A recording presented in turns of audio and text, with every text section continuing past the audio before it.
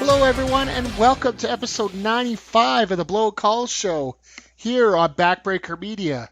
I am senior engineer at Backbreaker Media, Mike Maloney, also known as Mike the Ref. You can get a hold of me on Twitter at Mike the Ref, on Instagram at Mike the Ref EDM. We got Facebook, facebook.com/Backbreaker Media. Got a whole bunch of other things in the kitty here, but this episode is not about me. I'm going to call this our big call and our beauty call here for 2018 so far. For those that checked out my quick calls last Thursday with the Monster Pro Wrestling One Night Only show, you heard that there was an announcement that KJ Kash had submitted a resignation to Monster Pro Wrestling, asked to get out of her contract, and that was granted. So she is a free agent at this time. And she had a lot of interesting things to say. I managed to catch up with her before she starts moving on to other ventures here. She and I sat down at celebrating Pie Day at one of our local pizza establishments. So she goes to talk about her upbringing and her previous history in soccer, her influences going into wrestling, her favorite wrestlers now, and somebody who I would really look forward to seeing her in the ring with as one of her dream opponents in the near future. But I know you guys don't want to hear me ramble on here, so let's get you to the interview here with former Monster Pro Wrestling women's wrestler KJ Kash here on the Blow Call Show on Backbreaker Media. All right, folks, long time no see here. It is Mike the Ref here with a very special interview. Those that have checked out the Quick Calls episode I did last Thursday for the MPW show threw a little bombshell of an announcement out there that we now have one of the hottest free agents in women's wrestling here. Just became on the market here. But I managed to snag her for an interview before she forgets all the little people in this world. KJ Kash, I want to thank you for taking the time out of your very hectic schedule to join me for this. I always say it's always your pleasure, Mike. So I'll say that again today. It's always your pleasure. Now, I know we usually have quite a bit of a character repeal with both of us, but I think we're going to take that down here a little bit. I guess we'll break the fourth wall a little bit on this one here. We'll break it a little later on, I think is the best way to put it. At least my relationship to KJ here, but I know you guys really don't want to hear from me. You want to hear from her. So, KJ, you want to talk about a little bit where you grew up, where you got started in, and just how you got started into, well, I'd say, yeah, let's go with life. Well, I was a 90s baby, so obviously I was born in the 90s. Started sports super young. I was born here, however, born in Edmonton. My family is French-Canadian. So that's where the Montreal-Quebec thing comes from. Of course it is. I have to, go back to my roots. My family's from Montreal, but I was born here. I have a little sister. We're very different. However, you still grew up competitive. I started playing soccer super young. So that's where I was going to go with here. You seem to be a very adept athlete here in soccer. Coming into the wrestling profession, especially with those kits that you use. Where did you play for soccer? So when I was younger, so I started just community. I played community for about 3-4 years maybe, and then I got scouted when I was 8 to play club. So I started playing club super young, which was kind of weird back then. So I started playing when I was 8. I played for Inter first. So I played with them until I was about 15. And then moved teams when I was 15. I moved to Strikers. And then my last year of being, I guess, youth, I played for Extreme. and that was kind of my last team I played for was Extreme. And I hear that you're a Manchester United fan. That wasn't until I was older.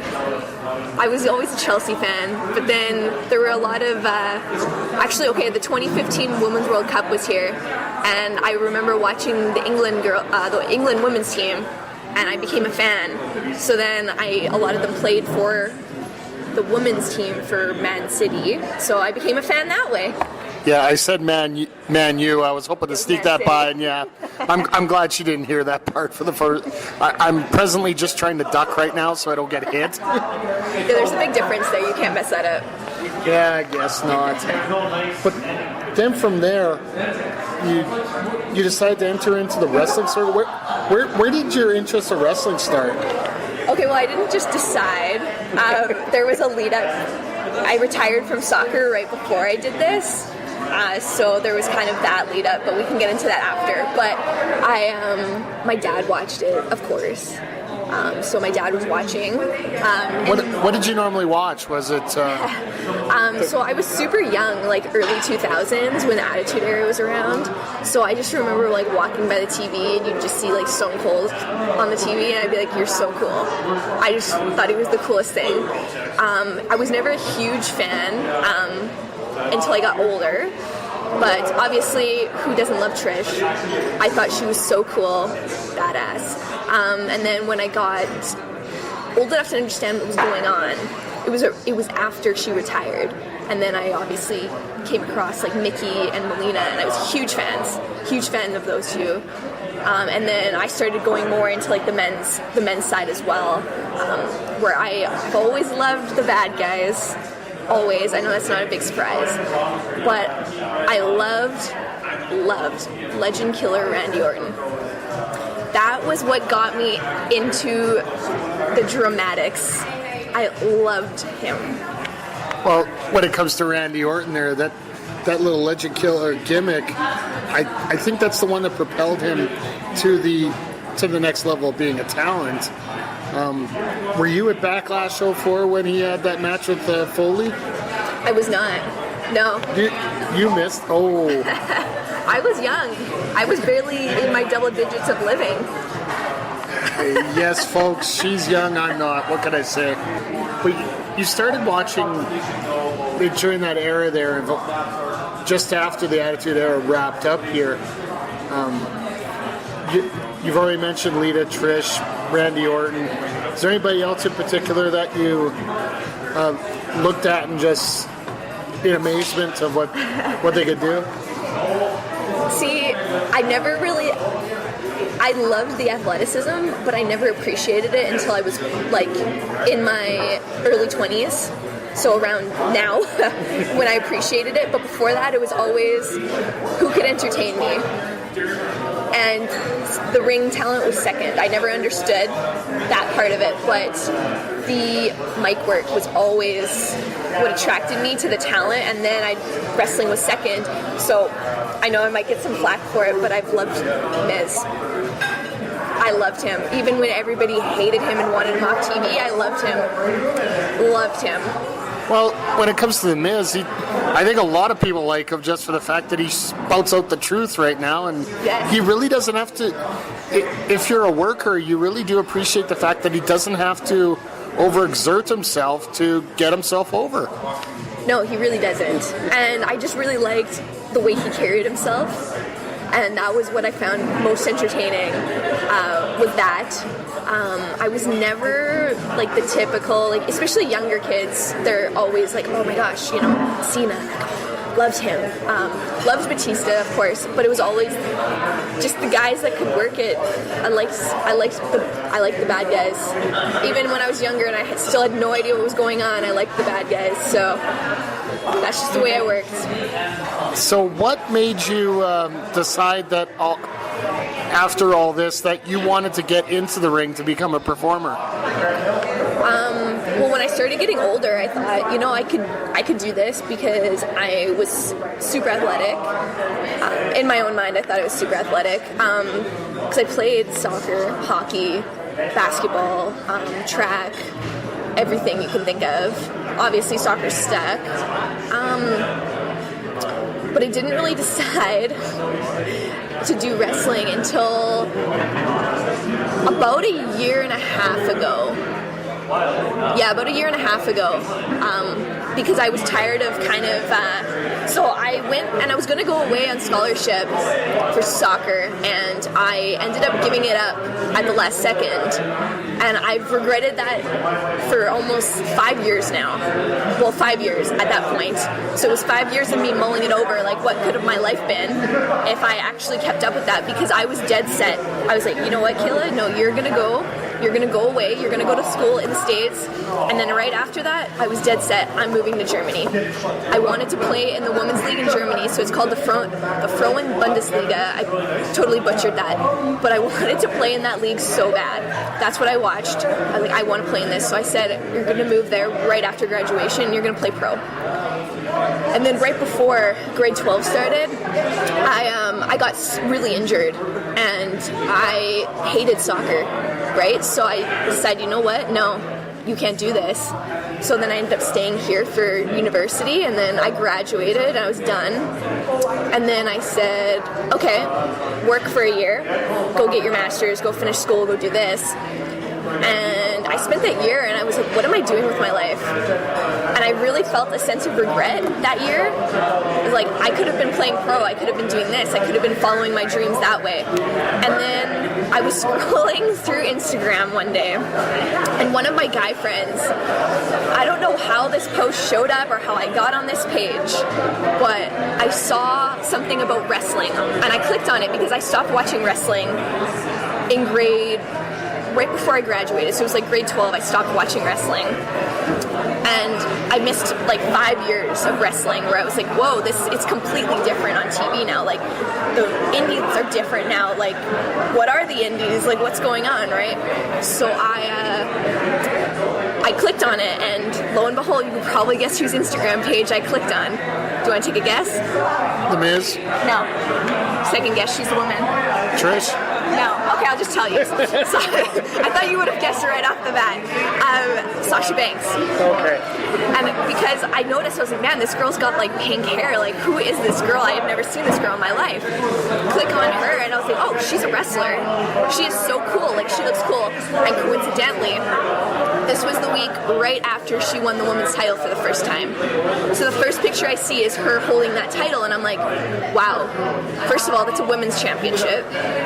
I was used to the Divas title, and they got rid of the women's title at that time, and I'd never heard of her before. So I was like, wow, 5 years of wrestling, what's happened in 5 years? So the first thing I did was I went on YouTube, I looked up her name, and you could probably guess the first thing that showed up on YouTube.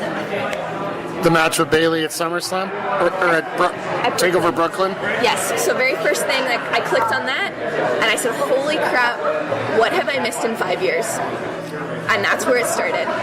The floodgates opened, and I started watching anything I could think of. Not just them, but everything, because I missed that entire, like, women's revolution. Like, NXT is not a game show anymore. Like, what is going on? So I just, like, playing catch-up. So I played catch-up for about 3 months, just intensely watching and researching, and I'm like, wow, you can do this. Like, what are you doing? Like, do you want to live with another regret?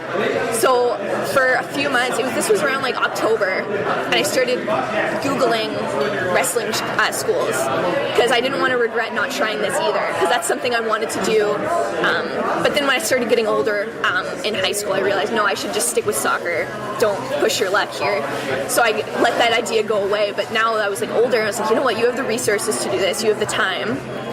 And then you could do this at the same time as going and getting your master's. So I said, okay. So I Googled, and of course Storm's school showed up, but the wait list was very, very long. So I like, you know what, I can't wait this long. I can't wait a year and a half or however long it was at that time.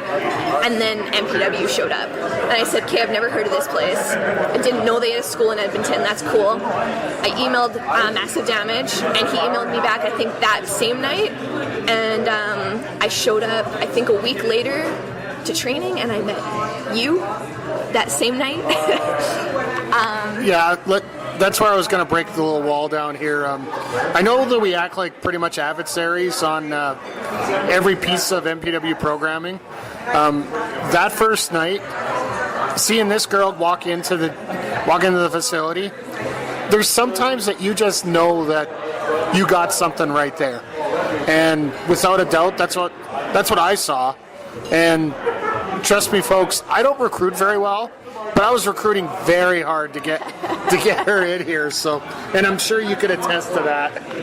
Yeah, you were literally the very first person I talked to that day, because I remember just walking up those stairs, and then you see the two rings, and I believe you were recording some commercial. So you were the first guy, and you started talking to me, and then the girls came up to me and talked to me, but you were the first person that I met, so you kind of set the tone.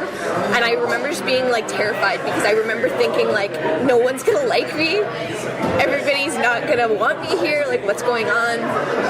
And then Massive showed up and shook my hand, and I realized, okay, this guy isn't as huge as I thought he was. Don't tell him that. But oh no, it's not recording at all here. But I thought that he was just going to be this monster, and he is like almost as tall as me. He's probably like an inch or two taller, but I was like, okay, he's cool. And then when the girls came and started talking to me, that's what really solidified. And then Sean, our Massive, asked me, he said, when do you want to start? Well, can I start this week? So that very same night after I left training, I went, I was supposed to have a soccer game that night. I went and I made it at the very end of when the game was ending, and I told my coach, okay, I'm quitting because this is what I'm doing and I'm starting tomorrow. So have at it, and that was how it started. And then training went on, I would think probably, say about 4 months, 5 months before your first match, wasn't it? Or it was a fair bit of time before your first match. We have some riveting radio here, counting by fingers, folks. I took calculus in university. Anyways, about 5 months it took me to have my first match. Yeah. And I think your first match was on Canada Day, the outdoors show. Canada Day. So it was about 5.5 months, I believe, because I started mid-January. Talk about your first experience in the ring in an actual match. Oh, in a match. I was going to say, I thought you meant like in a ring and training, because that's a different story. Oh, let's back it up. Let's talk about that. Well, I remember my first night, they're like, oh yeah, here, this is how you stretch, this is how you do this and that. I remember like getting into the ring and I felt like an awkward turtle. Like, when a turtle flips upside down, you can't flip over. That's how I felt, because I was like, how am I supposed to walk in here? How am I supposed to do this? But everyone was super nice, so they just teach you like the basics, right? Like your shoulder rolls and stuff. And that took me a while. I could do a somersault, thank God. Not that they teach you that in soccer or anything, but thank goodness. Oh no, soccer players don't dive at all. Come on now. Well, that's diving like head on. This is like, rolling through. We're not that cool. Fine. But I remember that same night, Massive was like, okay, you're going to learn how to take a bump. So it's just the basic, like, right, left, kick out, Charlie Brown thing. And at first he's like, oh, you need to do a Charlie Brown. And I thought he was crazy. I'm like, what is a Charlie Brown? But I remember as soon as I bumped for the first time, it's like a fail. It's so bad. It was terrible. I remember like my foot not moving up at all. I think I rolled halfway onto my back or something. I didn't flat bump at all. But I remember thinking when I finally landed on my second bump, I remember laying there being like, holy crap, what did I do? Like, what did I get myself into? Like, do you want to do this? Like, this hurts. Like, do you want to do this? You just winded yourself and you're gonna have to fall all the time now. And I remember after that, because he made me bump, I think like maybe 15 times in a row before I left that night, 10 or 15 times, and I thought it was never going to end. And then after that, I couldn't eat solid foods for a week because my neck was so sore, and that was my startup. That's all I have to say about it. It was an experience. I can just imagine there. Now let's fast forward here 5 months. Okay. Into your first match, outdoor show, MPW, that lively crowd. And you're in a fatal 4-way match for the title in your first match. Yeah, it was a fatal 4. Okay, I remember being terrified because it was a fatal 4-way match, and everybody knew that I was a new girl, so I didn't want to be the one that messed it up and made it terrible. But at the same time, I couldn't believe that I got to the point that I was actually booked in a match.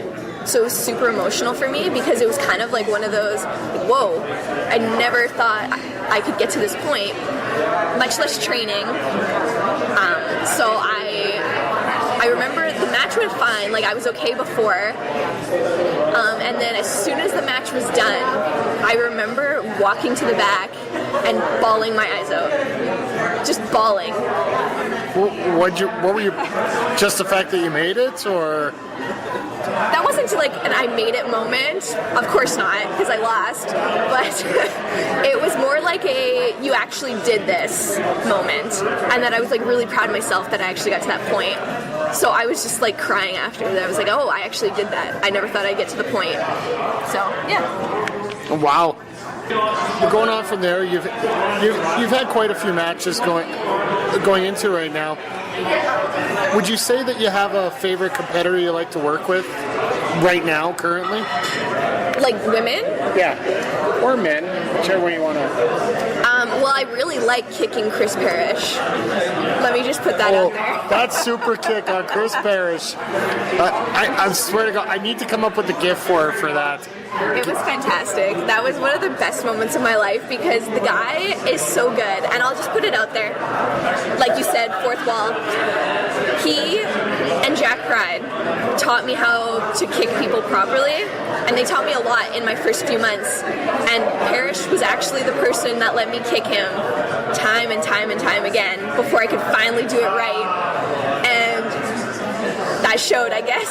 So I think he might have been a little proud, even though he had his teeth gone. Yeah, you could literally see a tooth fly as you were making that kick there. Yeah, it was tedious, that's for sure. But I mean, now they look okay. They're pretty dangerous, I think. I don't know. And where did you come up with that up kick from the outside of the ring there? The Insuguri? Yes. That step up there you do from the floor to the second rope. Oh, on the outside, okay. Or the one on the ring apron or on the outside? The one where they're draped over the second rope. Oh, okay. Yeah, the Insuguri one. Honestly, I really just like the Insuguri standing up, but then I've always liked drive-bys. So I remember one night at training, I asked one of the young guys, I said, can I kick you? I have an idea in my head. I was like, can I kick you? And I just said, just be prepared, it's going to happen. Just like, maybe protect your face or something, I don't know. So I remember just doing it, and I said, wow, okay, that looks kind of cool. Can I do it again? And again and again and again. And actually the first time I ever did it in a match was with Angelica. And I don't think she thought it was a good idea, but I thought it looked really cool. So yeah, so that was the first time I ever did that in a match. And it ended up working out well. Oh, yeah. It looks absolutely amazing right now, but so I guess we got to get to the heart of the matter here right now.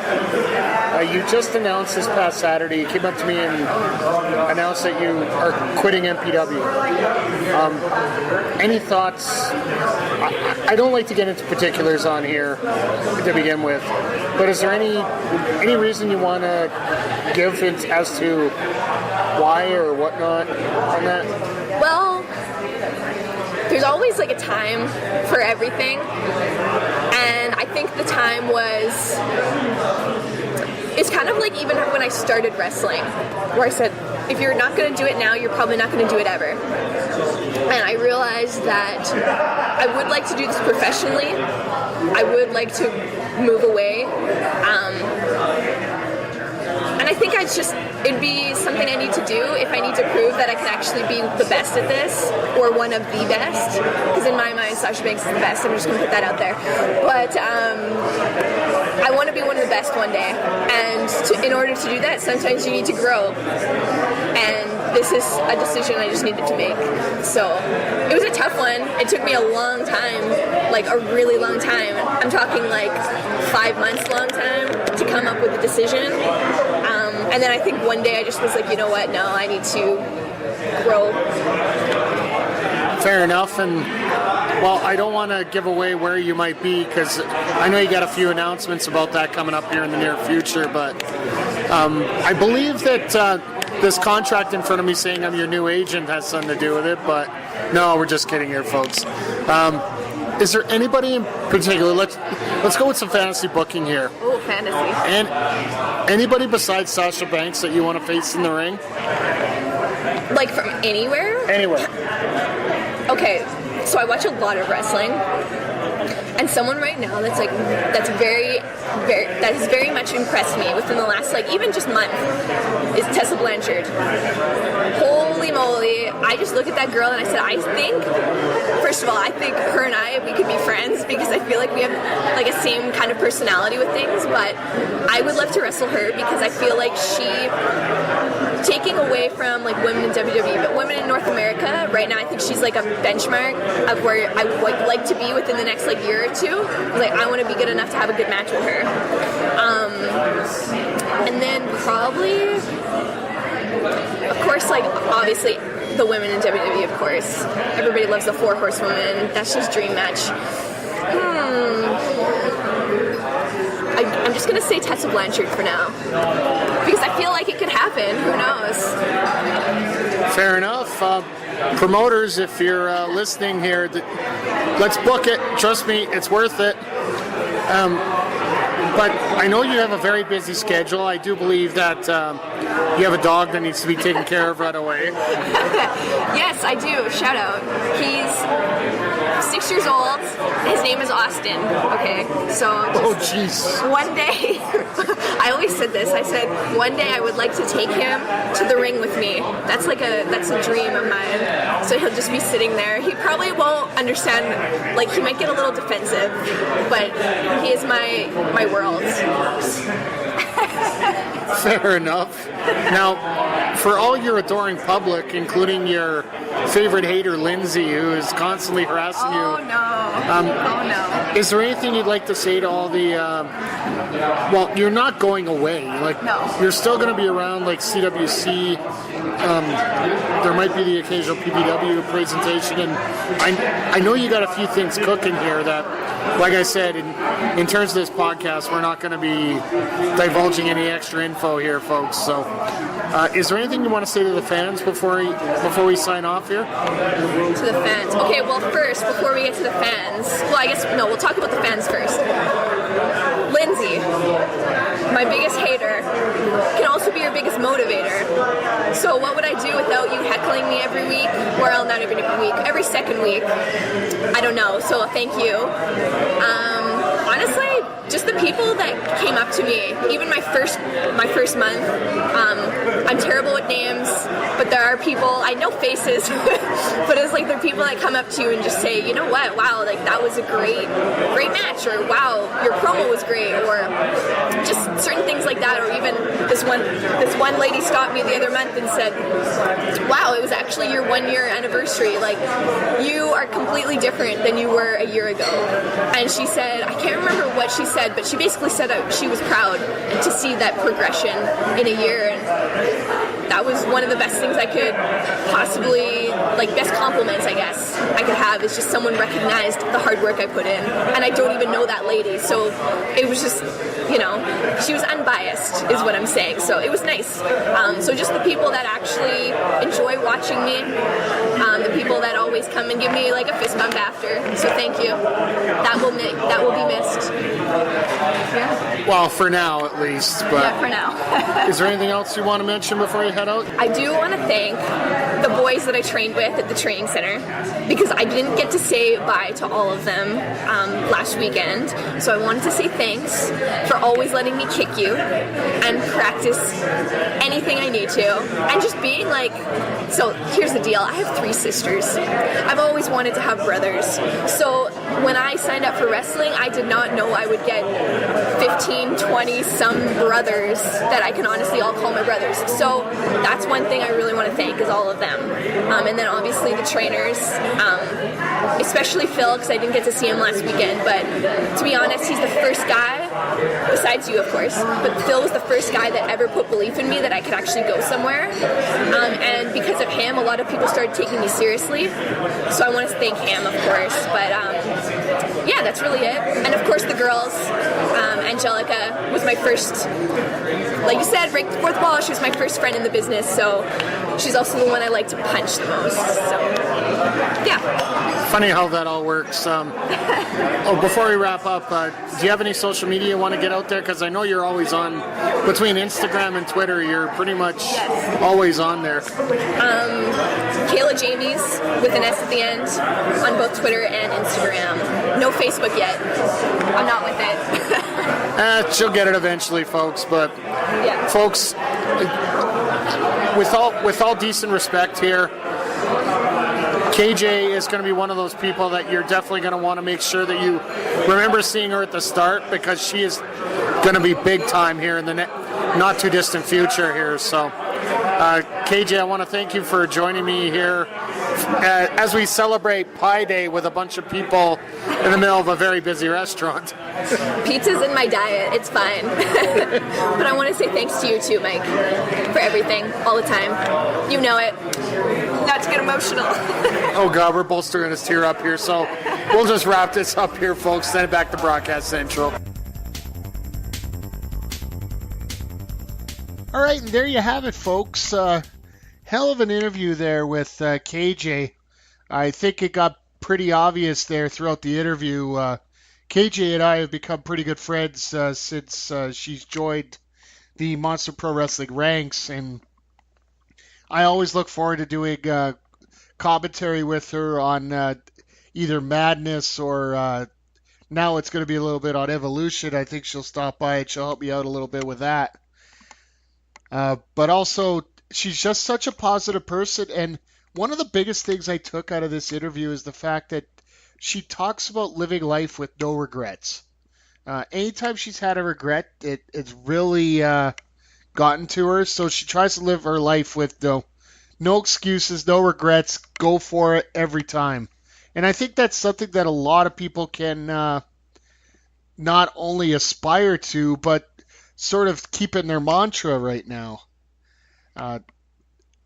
Folks, I guarantee you this is not the last we've heard of KJ Kash here on Backbreaker Media for numerous reasons, but she's definitely someone you're not going to want to forget either. So, but that's going to wrap up this very special episode of the Blow Call Show here.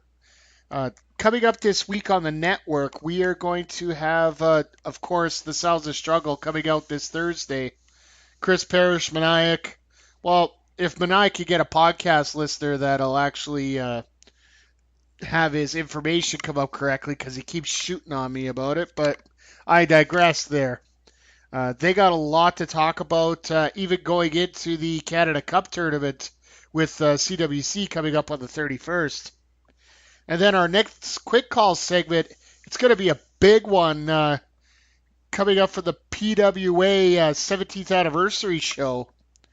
Now, this show has a ton of great matches, but the few that I am really looking forward to in it, especially, is, for one, senior producer Big Bad Boris is going to be taking on Andy Anderson in pretty much every wrestling nerd background guy's dream matchup here. I do want to wish Big Bad Boris the best of luck there, because if he wins, Andy Anderson is gone. And who doesn't love seeing the little guy take out the big boss? So I can't wait to see that matchup. And then, of course, the women's match there is going to involve our own Kat Von Hees taking on former PWA superstar and former WWE superstar as well. I was going to say diva, but she ain't no diva, that's for sure. Tennille Dashwood. It's going to be great seeing Tennille in town. I didn't get to see her in her first run, but a lot of people have, and it's great to see someone come home. That's great. And then you got your main event. You got the Western Lions, Brandon Van Danielson, Michael Richard Blaze teaming up with Sheik Akbar Shabazz, taking on the team of Ryan and Andre's favorite wrestler, the Sky Flyer Jeff Tyler, the Omen Gabriel, and their partner, former Ring of Honor World Champion, the Fallen Angel Christopher Daniels. So we're going to have a humdinger of a quick calls out of that. So, but that's going to wrap it up here, folks. Check out our Twitch stream at twitch.tv/Backbreaker Media. I'm going to throw on some little surprises this week that I don't think a lot of people expect to come out of Backbreaker Media lately. So, but that's going to wrap up this show here. I want to thank each and every one of you for checking this out. All the information to contact myself or KJ Kash will be in the show notes. I just want to remind everyone to be nice to the referees because they definitely have a tough job to do. But they will come up with a blown call every once in a while. And this has been the Blown Call Show here on Backbreaker Media.